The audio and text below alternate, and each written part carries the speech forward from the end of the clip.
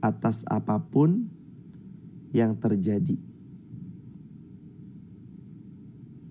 Bersabar dalam ujian. Hidup kita ini pasti Allah uji. وَلَنَبْلُوَنَّكُمْ بِشَيْءٍ مِّنَ الْخَوْفِ وَالْجُوعِ وَنَقْصٍ مِّنَ الْأَمْوَالِ وَالْأَنفُسِ وَالثَّمَرَاتِ وَبَشِّرِ الصَّابِرِينَ. Beri kabar gembira kalau mereka bersabar ya. Kasih tahu mereka bahwa mereka bakal dapat hadiah surprise kalau mereka sabar ya. Wabashiris sabirin. Kita ini nanti tergantung kesabaran kita sejauh apa. Mau badai yang menghantam kita sekeras apapun jua, kalau kita punya mentalitas sabar, badai besar itu terasa ringan. Hanya seperti gerimis. Bukan sesuatu hal yang kita perlu khawatirkan. Not a big deal. Karena kita punya sabar seluas samudra. Apalagi Allah berfirman di Az-Zumar ayat yang ke-10. Innama yuwaffas sabiruna ajrahum bighairi hisab. Kalau kamu sabar, Allah berikan pahala tanpa batas. Innallaha ma'as sabirin. Itu juga kan janji Allah dalam Al-Quran surah Al-Baqarah. Kalau kamu sabar, Allah berjanji Allah akan menemanimu dalam setiap episode perjalanan. Teman-teman butuh siapa lagi kalau sudah ditemani Allah? Ibu Meta Insya, jazakumullah khairan atas gift-nya, barakallah. Yang lain juga jazakumullah atas gift-nya. Mohon maaf kalau belum bisa tersebut atau terlengkap. Semoga Allah memuliakan teman-teman semua yang di TikTok, YouTube, Instagram, semuanya dimuliakan Allah. Az-Zumar ayat 10 ya teman-teman, bukan ayat 30, tapi Az-Zumar ayat 10. Allah kasih pahala tanpa batas asalkan kita mampu bersabar. Sungguh kita ini hamba yang harus punya koper sabar paling banyak ketika safar. Kalau teman-teman mau safar, mau berpergian, bawa 10 koper. 1 koper isinya perlengkapan, 9 koper isinya kesabaran. Kalau ada 10 koper, 1 koper isinya pakaian, perlengkapan, dan 9 koper lainnya isinya kesabaran. Dalam safar akan gak nyaman, akan banyak duduk, apalagi safarnya jauh, duduknya terlalu lama, kurang nyenyak tidurnya, kurang enak makannya, kurang bahagia, perasaan bahagia ya. Kadang kalau apalagi safar ke haji, umrah, ataupun safar ke jenguk orang tua itu pasti bahagia. Mungkin perjalanan yang agak membuat kita kurang nyaman, karena biasanya kita bisa tidur lelap. Terima kasih Ibu Popidian, barakallahu fikum, jazakumullah khairan atas gift-nya, barakallah. Sabar. Gak cuma dalam safar, sabar juga mengarungi episode perjalanan hidup kita yang panjang. Akan ada aja ujian-ujian yang datang dari orang-orang terdekat, orang-orang yang agak dekat, orang-orang yang jauh di luaran sana. Bahkan kalau kita hari ini, kalau teman-teman hari ini hanya lewat sematan komentar yang kita sendiri gak kenal siapa dia, kita buka akunnya yang komentar, alah banyak BAC, ya kayak gitulah teman-teman tahu sendiri. Alah banyak itu kamu, begitu dibuka akunnya ternyata akun bodong, itu akun fake, ataupun itu second account yang dipakai untuk hate speech. Teman-teman lihat ke akun itu pun juga ternyata dia juga belum ada postingan sama sekali. Kalau kita kan hari ini ada haters, tapi kan haters itu gak ketahuan siapa orangnya. Kalau zaman Nabi, hatersnya Nabi langsung verbal di depan Nabi. Dasar Muhammad begini, itu langsung di depan Nabi, dan Nabi berhadapan dengan kayak gitu. Bahkan hatersnya Rasulullah SAW itu sampai-sampai mau berbuat makar membunuh Rasulullah, melukai Rasulullah, menciderai Rasulullah SAW. Kalau kita kan hate speech palingannya, di kolom komentar kita dibully, kita dikata-katain, itu kita. Kalau Nabi enggak. Jiwa seperti apa yang Nabi SAW miliki? Jiwa penuh dengan kesabaran yang tanpa batas. Karena kalau sabarnya Rasulullah SAW terbatas, nggak mungkin kita bisa merasakan nikmatnya iman seperti hari ini. Sabar teman-teman. Ujian itu akan terus datang menerpa. Satu pergi, satu datang. Satu pergi, satu datang lagi. Satu ujian pergi, satu ujian datang lagi. Terus hidup kita seperti itu, yang membuat kita naik kelas, naik lagi, lalu naik lagi. Itu ujian yang disikapi dengan penuh kesabaran, dibalut rasa syukur, ditemani dengan ikhtiar terbaik, dibersamai oleh bimbingan Allah Subhanahu wa taala. Innallaha ma'as sabirin. Allah akan bersama orang-orang yang selalu sabar. Ibu Rahmat Tarafa izin ya untuk menyematkan di kolom komentar. Jadi 3 resep hidup bahagia atau 3 rumus hidup bahagia.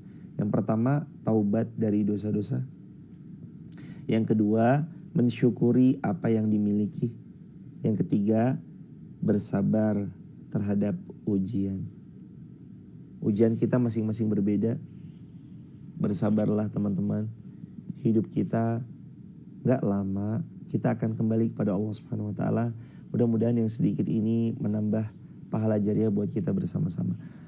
Dengan segala hormat teman-teman dirahmati Allah, kalau ada yang mau bergabung di grup WhatsApp kajian kami, silakan tap link di bio ya, sebut nama, asal kota, asal negara. Semoga bisa menjadi tempat belajar bersama-sama. Ada video pendek yang bisa teman-teman jadiin story WA di sana. Dan buat sahabat yang ada di Bandung, sahabat TikTok, YouTube, Instagram yang ada di Bandung, hari ini tanggal 30 Juli insya Allah jam 19 sampai jam 21 di Gedung Balai Rame Soreang Bandung.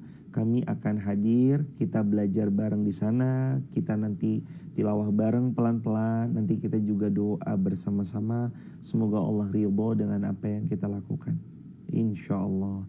Kalau teman-teman bisa hadir, ajak keluarganya, ajak sahabatnya, ajak orang-orang terdekat, orang-orang terbaik. Silakan teman-teman hadir. Ayo kita ngaji bareng-bareng, kita memperbaiki diri bersama-sama supaya hidup kita terus ditolong Allah, karena kita termasuk hamba yang kembali kepada Allah Subhanahu wa taala. Sabda Nabi SAW, barang siapa yang datang ke majelis ilmu, Allah mudahkan jalan menuju surganya Allah. Mudah-mudahan ini salah satu ikhtiar kita untuk menjemput jalan kemudahan kita menuju surganya Allah Subhanahu wa taala. Sehat selalu sahabat. Semoga Allah memuliakan sahabat sekeluarga besar. Kita buka tanya jawab, waktu dan tempat untuk tanya jawab dipersilahkan. Dari akun Abi Firman 180. Kalau dari poin 1 sampai 3 sudah kami lakukan dan terus diberikan ujian, kita harus bagaimana? Tetap lakukan dengan kokoh ketiganya. Karena ujian selama kita masih hidup akan terus Allah datangkan. Bukan apa-apa, supaya Allah tahu mana yang lurus dengan imannya, mana yang dusta dengan imannya. Liyabluwakum ayyukum ahsanu amala. Supaya Allah juga tahu mana yang baik amalnya. Maka kita akan terus diuji. Kita nggak akan diuji kecuali apa? Ketika kita mati pulang ke pangkuan Allah, kita nggak diuji. Orang yang mati pun masih ada ujiannya. Apa ujiannya? Ditanyai malaikat mungkar nakir. Pertanyaan berikutnya dari Sofia Riane. Kalau kita taubat dari satu dosa, tapi kenapa di kemudian hari kita mendapatkan ujian yang kita taubat padanya? Teman-teman dirahmati Allah, bukan berarti setelah kita bertaubat dari dosa yang pernah kita lakukan, serta-merta hidup kita akan mulus-mulus aja. Enggak, makin tinggi iman seseorang, makin tinggi ujian yang dia dapatkan. Kenapa saya diuji ya Allah? Kenapa? Bukankah saya sudah jadi hamba yang mendekat kepada Engkau ya Allah? Justru ketika kita makin dekat sama Allah, justru Allah makin uji kita. Apakah dekatnya itu pengen sesuatu dunia atau benar tulus mencari ridhonya? Ya Allah, saya kan udah semakin dekat kepada Engkau ya Allah. Kenapa ujian ini datang bertubi-tubi? Teman-teman, sedekat apa kita sama Allah? Sesoleh apa diri kita ini dibandingkan Rasulullah SAW? Izin sebentar teman-teman. Harusnya kalau kita bertanya-tanya, saya kan udah dekat sama Allah, sudah mendekat menuju Allah, kenapa masih diuji? Harusnya kalau pertanyaan itu terlontar dari diri kita, lalu Nabi Muhammad SAW yang paling dekat dengan Allah, kekasihnya Allah, yang paling dicintai oleh Allah, gelarnya Khalilullah. Kenapa Rasulullah diuji oleh Allah? Kenapa Allah menguji baginda Rasulullah SAW kehilangan ayahnya, lalu kehilangan ibunda tercintanya, sehingga masa kecil beliau jauh dari kata ideal dididik oleh orang tua beliau. Kenapa seberat itu ujian Rasulullah? Lagi dilindungi oleh pamannya Abu Thalib, disupport oleh bunda kita, yakni istri beliau Bunda Khadijah. Kenapa ada amul hazan di tahun kesedihan? Rasul kehilangan orang yang paling dicinta sekaligus paman yang paling disayang. Kenapa Allah uji? Harusnya nggak diuji kalau Rasul kalau tadi pertanyaannya atau tadi bareng-bareng kita belajar adalah harusnya kalau makin soleh makin nggak diuji. Enggak. Justru semakin soleh, semakin dekat seorang hamba. Al-Ankabut ayat yang kedua. Ahasiban nasu ayyutraku ayyakulu amanna wahum la yuftanun. Apakah manusia mengira mereka akan dibiarkan saja mendeklarasikan bahwa dia beriman, bahwa mereka telah beriman, wahum la yuftanun, lalu mereka mengira mereka nggak akan diuji oleh Allah? Nggak mungkin. Semakin tinggi iman, semakin tinggi ujian. Dan teman-teman tahu siapa yang paling solih? Sepakat, Rasulullah SAW. Siapa yang paling baik? Sepakat, Rasulullah SAW. Siapa yang paling dekat dengan Allah?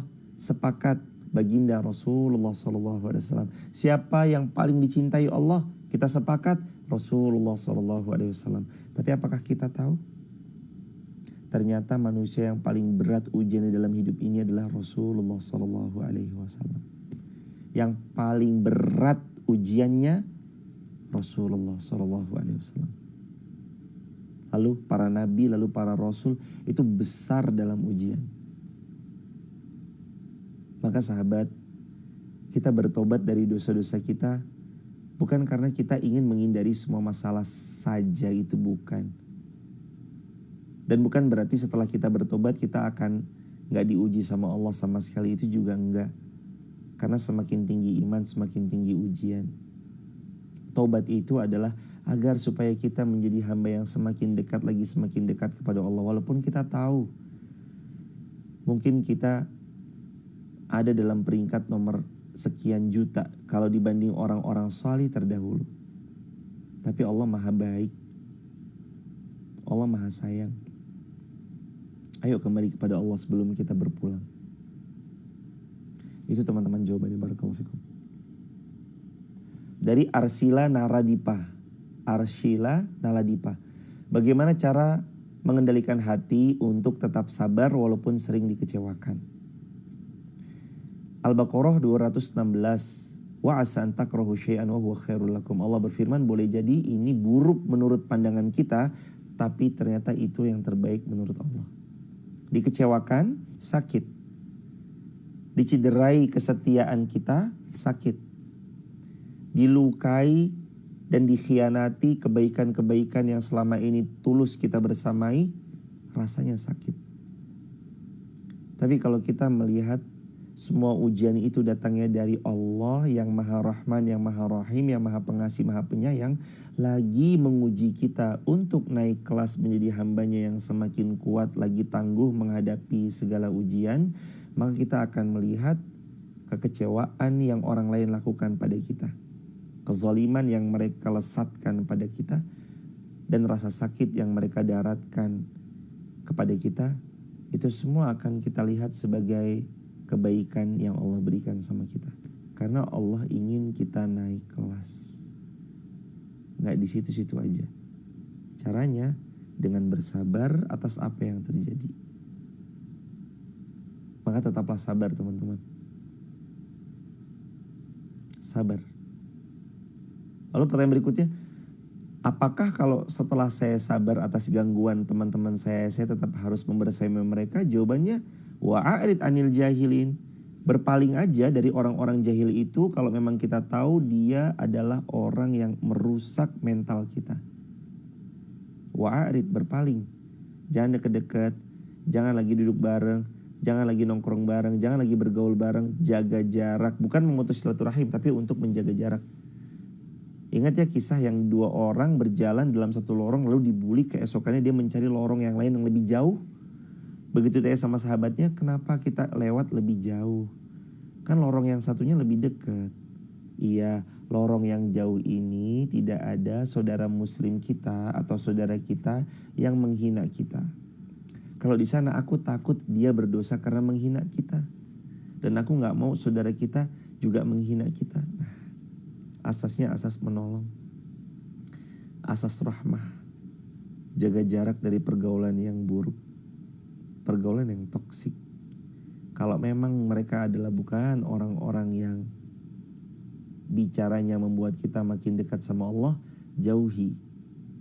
Jangan lama-lama.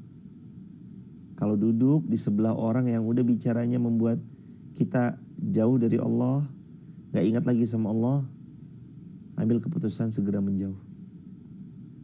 Cari circle yang salih. Pasti Allah pertemukan. Teman-teman dirahmati Allah, pertanyaan berikutnya dari Syarif Badil Kiram. Berapa rupiah akikah untuk anak perempuan dan anak laki-laki? Akikah itu bukan tergantung rupiah, tapi akikah itu tergantung kemampuan membeli kambing. Laki-laki dapat 2, perempuan dapat 1. Laki-laki 2 kambing, perempuan 1 kambing. Domba atau kambing. Masalah harganya itu nanti bisa ditanyakan ke tukang kambing karena harganya bervariasi. Insya Allah berkah selalu. Yang baru lahir putra putrinya semoga jadi anak yang soleh solihah, engkau dapatkan baktinya, manfaat bagi umat, mulia dunia akhirat, amin. Yang lagi hamil juga semoga Allah mudahkan persalinannya dan pasca persalinannya, amin ya rabbal alamin. Dari Elih tuh, bolehkah kita sedekah subuh tapi meminta doa dari yang kita berikan sedekah agar dilancarkan rezeki? Jawabannya boleh. Jangankan teman-teman sedekah, teman-teman gak sedekah pun minta didoain orang juga boleh. Boleh ya teman-teman, barakallahu fikum. Dari akun Shelly 10214, apa yang dilakukan jika selalu dinilai negatif oleh orang lain padahal kita sudah berbuat baik karena Allah? Teman-teman, kembali kepada rumus yang diulang-ulang. Tulis di kolom komentar di caps lock. Apa yang diniatkan karena Allah, jangan terhenti karena cibiran manusia. Tulis di kolom komentar di caps lock. Apa yang diniatkan karena Allah, jangan terhenti karena cibiran manusia. Kalau kita kan tujuannya Allah, berbuat baik karena Allah. Mau manusia menilai itu buruk, kenapa sih? Sombong banget. Kenapa sih? Riak banget, pakai pamer-pamer segala pas lagi berbagi. Kenapa sih sama tukang parkir kok sok banget? Sama tukang parkir kok ngasih 50.000, terus katanya, udah Pak buat Bapak aja. Parkir biasa aja kali 5.000, gak usah 50.000 juga loh. Kita niat baik. Mungkin ada kebutuhan dari beliau yang lagi menjaga parkir, anaknya mungkin punya kebutuhan mau sekolah, atau mungkin beliau mau bayar kontrakan. Apa salahnya kalau kita harusnya parkir bayar 5.000, kita berikan misalnya 50.000? Kenapa dikomentarin? Dan teman-teman, belajarlah untuk sedikit tidak peduli atas cibiran yang orang lain sematkan pada kita selama kita tahu yang kita lakukan adalah suatu kebaikan. Belajar gak peduli.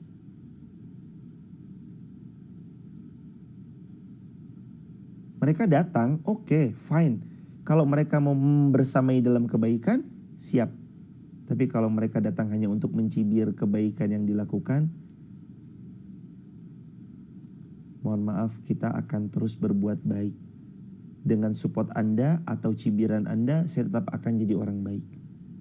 Makanya teman-teman, pegang kuat-kuat nasihatnya Rasulullah SAW. Genggam erat, jangan lepaskan. Man kana akhira hammahu. Barang siapa yang akhirat Allah adalah tujuan utamanya, ja'alallahu ghina fi qalbi. Hatinya akan Allah kayakan, akan Allah cukupkan. Dia gak butuh pujian karena hatinya cukup ridho Allah subhanahu wa ta'ala. Dia gak butuh kalimat terima kasih ya. Dia gak butuh kalimat mau dia diucapin terima kasih ataupun enggak, hatinya sudah dicukupkan sama Allah. Ja'alallahu ghina fi qalbi. Dan kalau tujuannya Allah, akhirat, tujuannya karena ridho Allah, atathu dunya wa hiya raghimah. Dunia itu nanti Allah datangkan tunduk terhina kepada dirinya.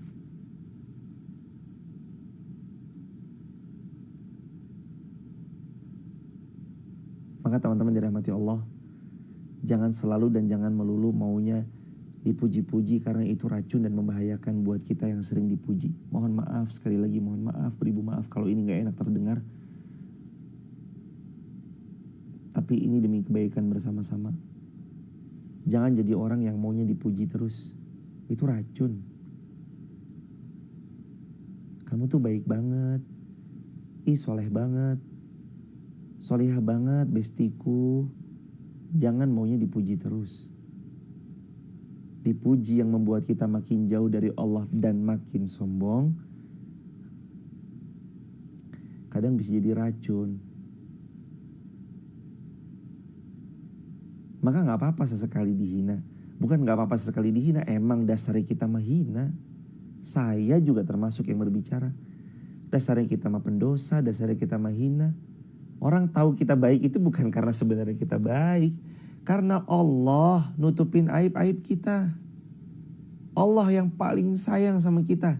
Aib kita enggak Allah buka, aib kita Allah tutup, diri kita Allah jaga. Sekali aja Allah buka aib kita, orang muntah ngelihat kita, hadirin.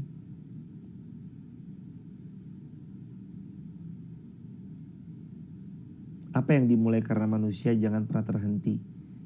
Apa yang dimulai karena Allah jangan pernah terhenti hanya karena cibiran manusia.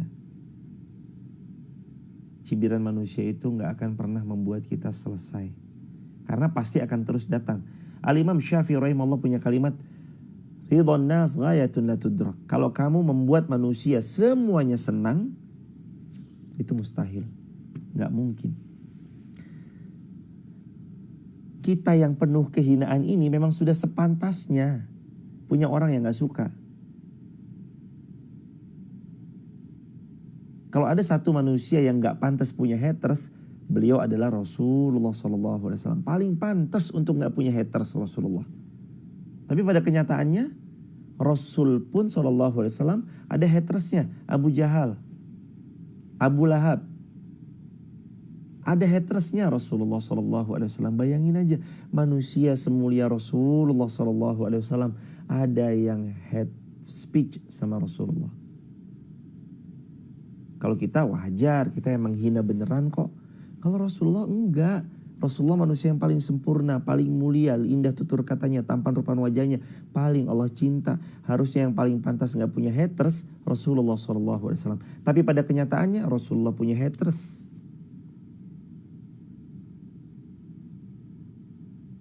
Apa pelajarannya teman-teman? Artinya kita gak bisa menyenangkan semua manusia. Akan terus ada manusia yang gak suka sama kita. Tapi let it go. Ya udah biarin aja. Kamu suka alhamdulillah, dan saya gak butuh kesukaanmu. Kamu gak suka pun juga alhamdulillah, karena yang saya niatkan bukan agar kamu suka atau gak suka, tapi yang saya niatkan ridho Allah subhanahu wa ta'ala.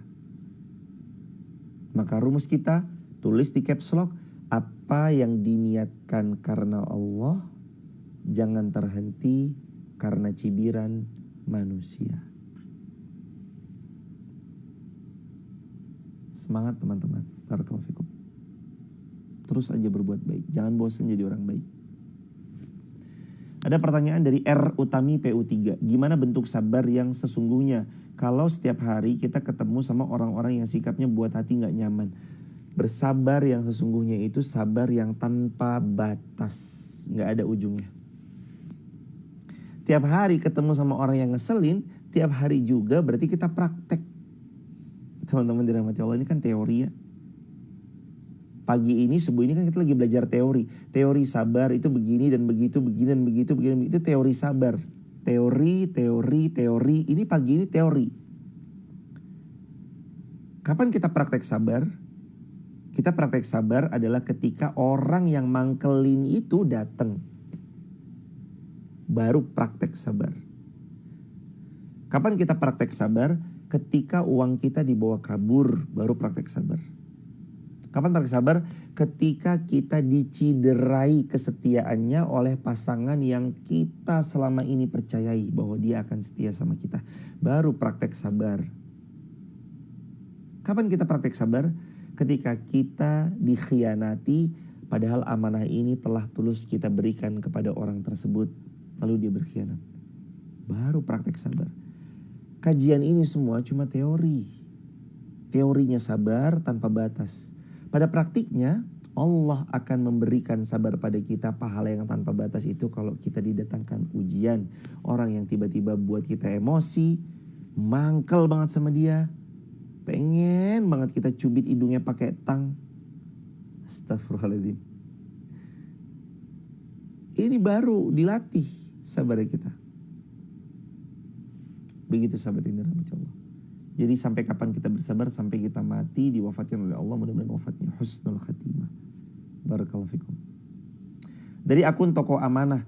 Kalau suami suka obat-obatan, bahkan mencuri, diberi kesempatan beberapa kali tidak berubah, apakah boleh dipisah? Artinya bercerai. Teman-teman dirahmati Allah, terkait tentang pertanyaan rumah tangga, jawaban kami, silakan libatkan Allah, sholat istikharah. Allah beri jawaban lewat 3 perkara biasanya. Mimpi, informasi, kemantapan, kecondongan hati. Sekali lagi, mimpi, jawabannya bisa lewat mimpi, jawaban istikharah. Atau yang kedua informasi, yang ketiga kecondongan hati. Mau milih untuk bersama lalu memperbaiki atau berpisah. Mencukupkan dari itu semua. Silahkan libatkan Allah, karena masalah rumah tangga, teman-teman yang paling tahu kondisi rumah tangganya. Kalau masih bisa diperbaiki, silakan diperbaiki, ditaubati, lalu jadilah hamba yang saling bergandengan tangan menua bersama sampai surga. Tapi kalau dirasa sudah kronis, daripada menghabiskan waktu seumur hidup itu lama banget sama orang yang terus jauh dari Allah, maka pertimbangkan untuk mencukupkan. Karena ingat ya teman-teman, seumur hidup itu lama. Seumur hidup itu lama. Kita bertemu insya Allah dengan pasangan yang salih salihah, lalu kita hidup bersama yang seumur hidup. Insya Allah.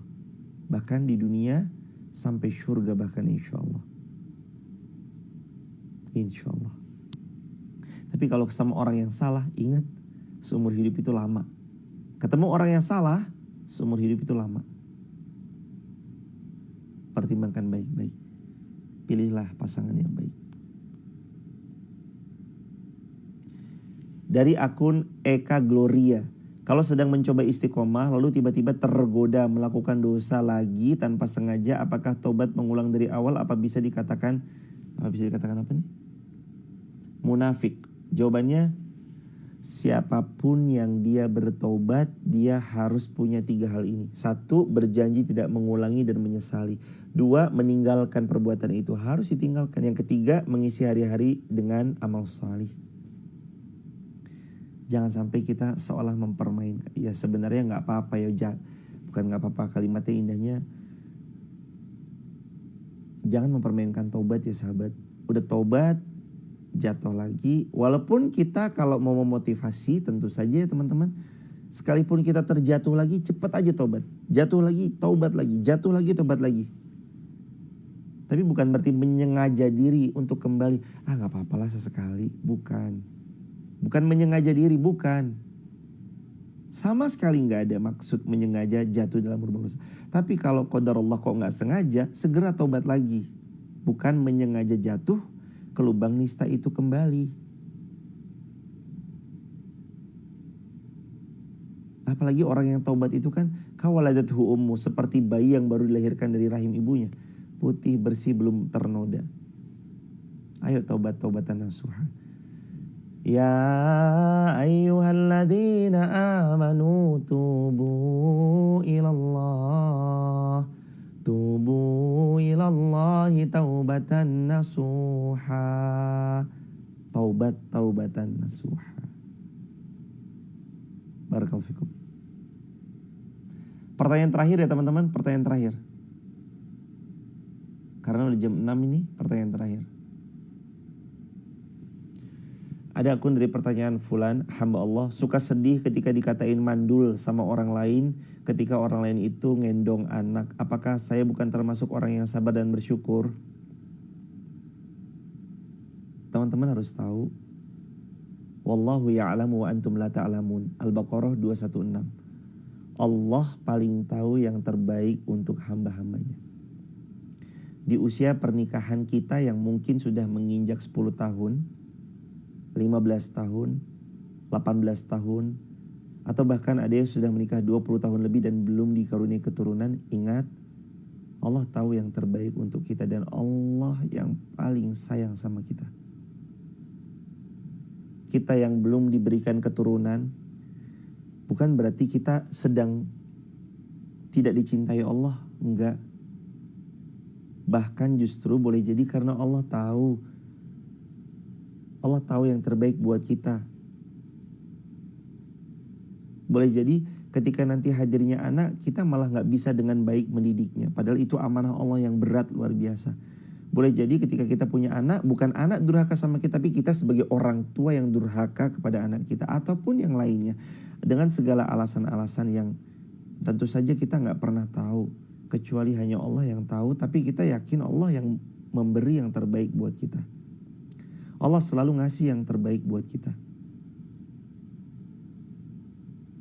Jangan lagi sedih kalau kita belum bisa punya keturunan dalam rumah tangga yang kita sedang jalani di hari ini. Karena Allah tahu yang terbaik. Baik sangka hadirin sama Allah. Baik sangka insya Allah di waktu yang segera semoga Allah karuniai keturunan yang salih-salihah. Kalaupun belum, pasti Allah tahu yang terbaik buat kita insya Allah. Kita doakan ya teman-teman. Bismillahirrahmanirrahim. Ya Allah, bagi sahabat-sahabat kami yang sudah lama menikah, belum dikaruniai putra, izinkanlah beliau memiliki keturunan yang salih-salihah, mulia dunia akhirat, bahagia bersama sampai surga. Amin ya rabbal alamin. Teman-teman, karena saya sama Umi juga, saya dan istri juga pernah ngerasain, kami nikah 2015, baru punya Dinar itu 2017. Dari 2015 ke 2017 itu ada fase menunggunya. Kami tahu rasa sedihnya. Karena kami pun juga pernah ngerasain hal itu. Maka kami mendoakan yang belum nikah semoga segera nikah. Yang lagi hamil Allah mudahkan persalinan. Yang belum dikaruniai keturunan semoga Allah segerakan. Yang belum haji belum umrah semoga Allah mudahkan haji dan umrah. Dan mudah-mudahan kita punya iman istiqamah, wafatnya husnul khatimah. Barakallahu fikum.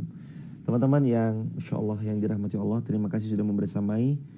Insyaallah Oktober tanggal 13 sampai 21 kita akan umroh bersama ya, bareng sahabat UIR. Sudah ada yang daftar 25 orang, alhamdulillah. Insyaallah terbuka buat teman-teman yang mau umroh tanggal 13 Oktober sampai 21 Oktober. Hotelnya insya Allah di Royal Dar El Iman, Sofwah Tower. Keluar, turun eskalator, langsung pelataran